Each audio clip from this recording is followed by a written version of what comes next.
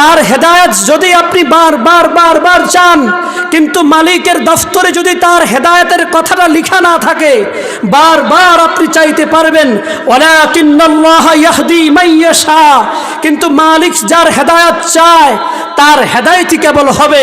ঠিক তদ্রূপভাবে হাজারো যুবকের, হাজারো মাহফিলের, হাজারো কোরআন হাদিসের বাণী তার কর্ণকুহরে যাবে, এই জবানগুলো থেকে ওই যুবকই ফিরে আসবে যে যুবকের কথাটা মালিকের দফতরে সংশোধনের খাতায় লেখা হয়েছে। ঠিক কিনা বলেন?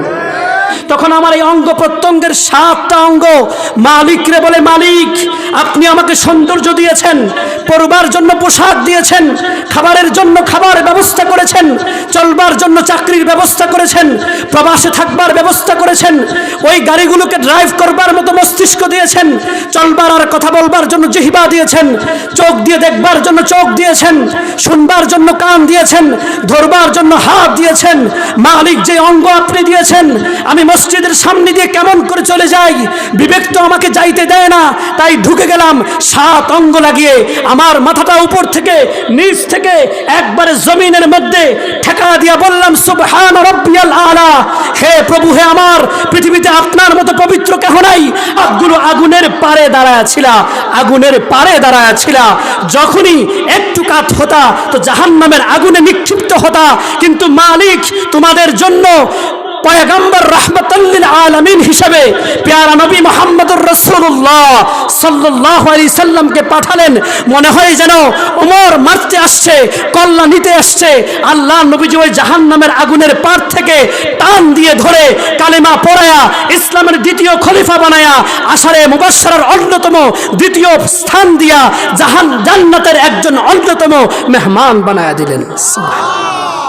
এজন্য বলি, মাহফিল শোনাটাই বড় সফলতা নয়, মাহফিলে অনেক মানুষ হবে এটাই সফলতা নয়, মাহফিলে কার কি পরিবর্তন আসছে এটাই সফলতা। মাহফিলে বারবার আজকে বলছি, আমি বলছি আপনাদেরকে, যদি আজ এই যুবকগুলোর ভিতরে এখন থেকেই যদি যার প্যান্টটা ভাঁজ হয়ে টাকটুর উপরে চলে যায়, আপনার আর কিছুই লাগবে না। এই একটা শুধু আমল নেন, একটা শুধু আমল নেন, যে আপনি শুধু এই কবিরা গুনাহ থেকে বাঁচেন।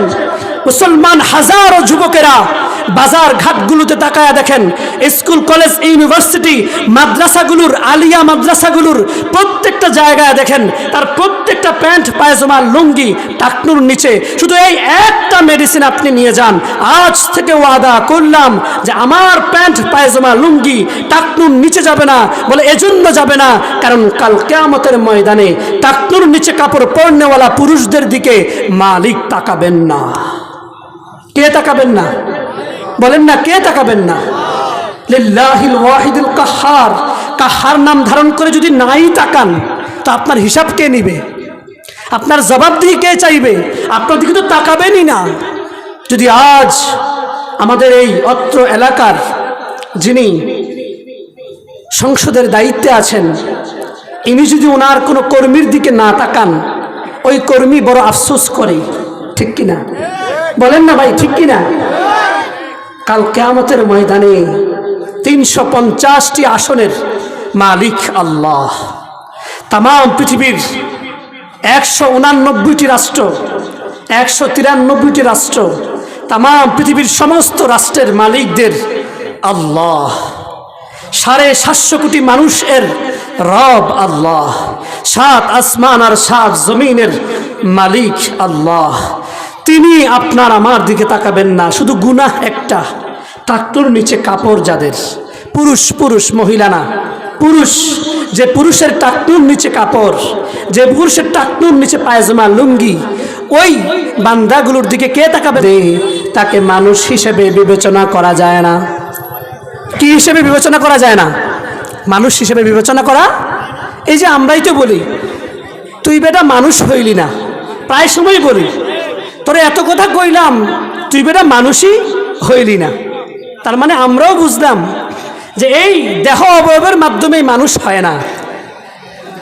মানুষ হওয়ার জন্য আল্লাহ রাব্বুল আলামিন সূরা আর রহমানের মধ্যে যেই সিরিয়াল দৃষ্টিকোণ থেকে কোরআনের আয়াতগুলো বর্ণনা করলেন, প্রথমে তিনি বললেন আর রহমান, আল্লামাল কুরআন খলাকাল ইনসান।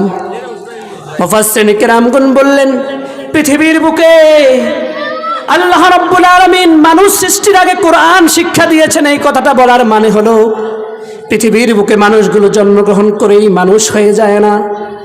ওই মানুষগুলো যদি কোরআন এবং হাদিসের সমন্বয়ে তার বিছানা থেকে উঠে সারাদিন এবং বিছানায় যাওয়া পর্যন্ত 24 ঘন্টা কোরআন এবং হাদিসের সমন্বয়ে তার জীবনটাকে পরিচালিত করে, কেবল তখনই সে আল্লাহর দফতরে মানুষ হিসেবে পরিচিত হতে পারে। সুবহানাল্লাহ।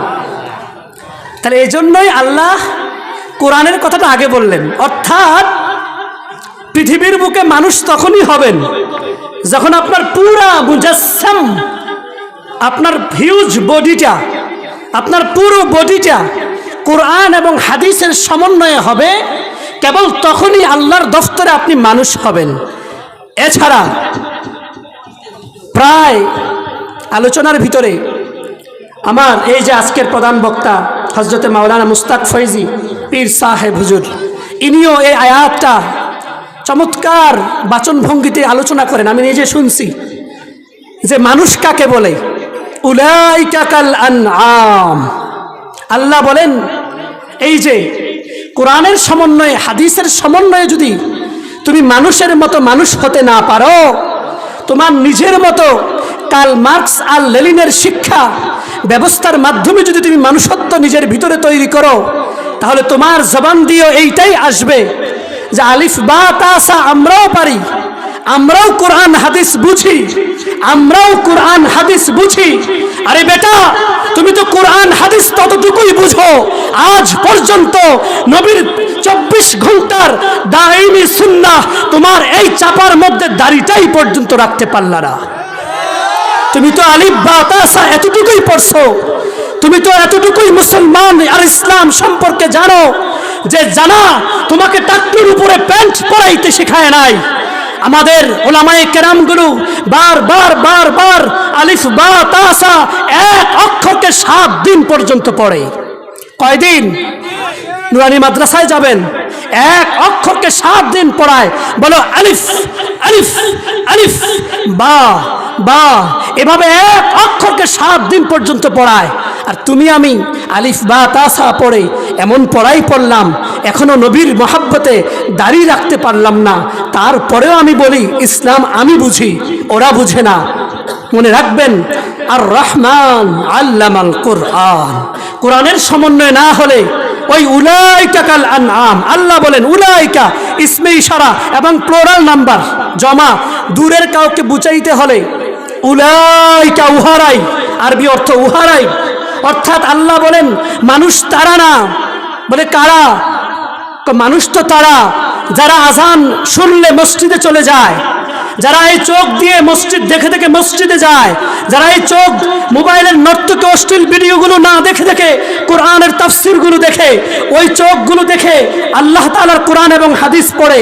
মানুষ তো তারা যারা কলবের মধ্যে এমন একটা ম্যাগনেট মালিক ফিট করে দিয়েছেন, এই কলব দিয়ে ভালো আর মন্দ বিচার করে চলতে পারে। যদি এই চোখ থেকেও মসজিদের রাস্তা চিনতে না পারে, এই হাত থেকেও আল্লাহর কোরআন ধরে পড়তে না পারে, এই জিহ্বা থেকেও যদি এই জবান দিয়ে কোরআনের উচ্চারণ সহি করতে না পারে, এই কান থেকেও গানকে ত্যাগ করে আজান শুনতে না পারে, তো আল্লাহ বলেন উলাইকা কাল আনআম, উলাইকা কাল আনআম। হে মুচাগরার সব মানুষগুলো শুনো, জীবনে কত ওয়াক্ত নামাজ ছাড়লা তুমি? তো আল্লাহ বলেন দেখো গরুটার দিকে তাকায়া দেখো, গরু কিন্তু নামাজ পড়ে না, ছাগল কিন্তু নামাজ পড়ে না, মুরগি কিন্তু নামাজ পড়ে না, এগুলো নামাজ পড়ে না। এগুলোর কিন্তু সবই আছে, চোখও আছে, কানও আছে, কলিজাও আছে, সবই আছে। দেখেও দেখে না, বুঝেও বুঝে না, শুনেও শুনে না। তো এদের অবস্থা তো ওই চতুষ্পদ জন্তু জানোয়ারের মতো। ঠিক তদ্রূপভাবে তুমিও মানুষ হবে না যতক্ষণ পর্যন্ত এই হাতের ব্যবহারগুলো কোরআন এবং হাদিস দিয়ে করাইতে না পারবা। যতক্ষণ না পারবা ততক্ষণ তুমি মানুষ হতে পারবে না। এই এরাই চতুষ্পদ জন্তু। এবং আল্লাহ বলেন বালহুম আদাল, কই শুধু জানুয়ারি না, আদাল ইসমে তাফজিলের সিগা এবং সুপারলেটিভ ডিগ্রি। ইংরেজিতে যেরকম গুড, বেটার, বেস্ট আছে, তো এই জায়গায় আল্লাহ বলেন, নিজে বলেন আদল, বেটা আদল। যে এই যুবকগুলা মসজিদে ঢুকতে চায় না, যে যুবকগুলো কোরআন পড়তে চায় না, যে যুবকগুলো গানকে ছাড়তে পারে না, এই যুবকগুলা শুধু চতুষ্পদ জন্তু না, চতুষ্পদ জন্তুর তো আকল আছে, চতুষ্পদ জন্তুর তো ফায়দা আছে, উপকারিতা আছে। এরা চতুষ্পদ জন্তুর চাইতেও আরো গুমরাহ, আরো পথভ্রষ্ট, বলি নাউজুবিল্লাহ। সম্মানিত উপস্থিতি,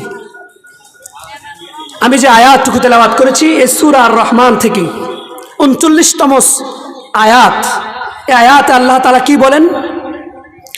আল্লাহ রাব্বুল আলামিন বলেন সূরা আর রহমান আয়াত নম্বর 39, আল্লাহ তাআলা বলেন ফায়াউমা ইজিল্লা ইউসআলু আন যামবিহি, কাল কিয়ামতের ময়দানে কোনো মানুষকে তার গুনাহ সম্পর্কে জিজ্ঞাসা করা হবে না। ইনসু ওয়ালা জান, মানুষকেও জিজ্ঞাসা করা হবে না, জিনকেও জিজ্ঞাসা করা হবে না। বলে তাহলে জবাবদিহি কিভাবে নিবে? তাফসিরে কুরতুবির মধ্যে এসেছে আল্লাহ রাব্বুল আলামিন প্রশ্নের ধরনটা পরিবর্তন করে দিবেন। হে যুবকেরা মনোযোগ দিয়ে শোনো, হে আমার দাদারা মনোযোগ দিয়ে শোনেন। আল্লাহ রাব্বুল আলামিন কাল কিয়ামতের ময়দানে প্রশ্নের ধরনটা কেমন করবেন? ফায়াউমা ইজিল্লা ইউসআলু আন যামবিহি ইনসু ওয়ালা জান। আল্লাহ রাব্বুল আলামিন বলেন কাল কিয়ামতের ময়দানে কোনো মানুষকে জিজ্ঞাসা করা হবে না, কোনো জিনকেও জিজ্ঞাসা করা হবে না। তাহলে কি করা হবে?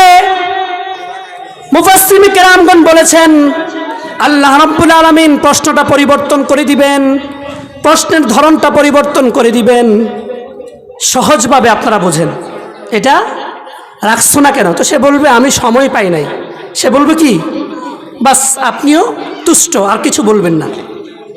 কিন্তু রাখছো না কেন কথাটা এভাবে না বলে আপনি যদি ডাইরেক্ট বলেন তুমি রাখবা না কেন, তুমি রাখবা না কেন, তার মানে বোঝা গেল তোমার আর কোনো দায়িত্ব ছিল না।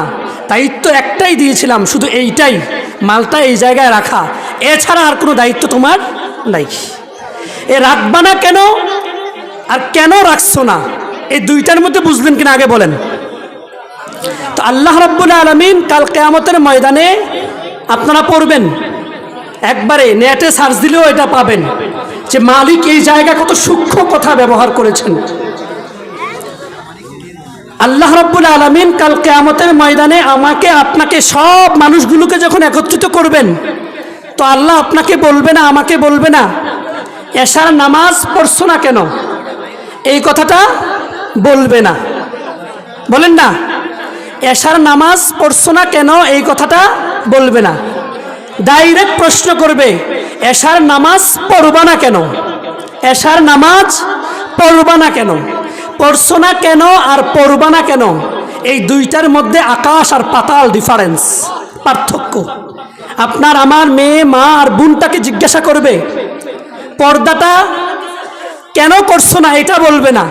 পর্দাটা করবা না কেন, ঘুষ কেন খাইছো এটা প্রশ্ন করবে না।